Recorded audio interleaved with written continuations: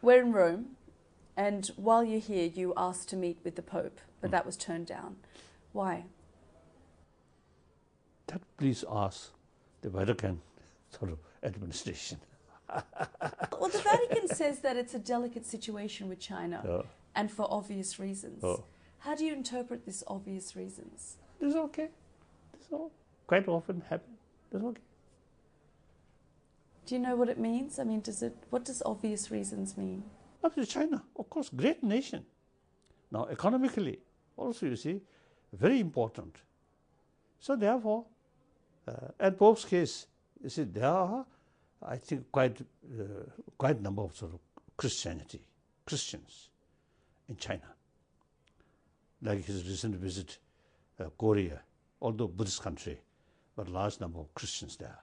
I think his administration, I think thinking Pope sort of visit China, maybe. Pro-democracy demonstrations have now ended in Hong Kong. British MPs on a fact-finding mission were recently denied visas. This has caused outrage. Should Britain be taking a tougher stance on China? China, you see, economically very much want to join mainstream of the world economy. This is where they are right. We should most welcome. At the same time, free world have moral responsibility to bring China in mainstream of democracy for China's own interest. Chinese people also want that. Particularly Chinese intellectuals want that. So therefore, I think the whole world, the future destination is freedom, democracy. I think the free world have certain responsibility, you see, to stand firm. Democracy, rule of law, and free press or free information, these things. But are you disappointed that countries like Britain didn't take a tougher sort of stance and speak up against China, in the time of protest when these students were seeking democracy? Some my friend, Englishman, my friend, you see, they say the British government, their pocket more or less empty. So they very much they bought closely with China for money reason. That also realistic.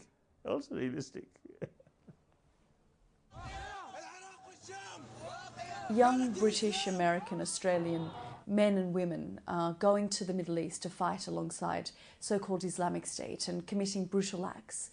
Are they now beyond redemption?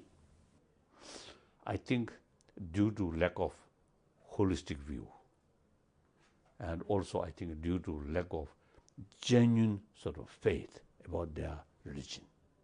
If they are genuine, then they must practice love, forgiveness, should not touch weapon.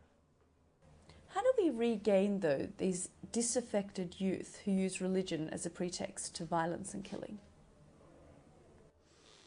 Now, once you see they reach that stage, quite difficult. Once human emotion become out of control, there's no room to utilize human intelligence or reasons. Very difficult.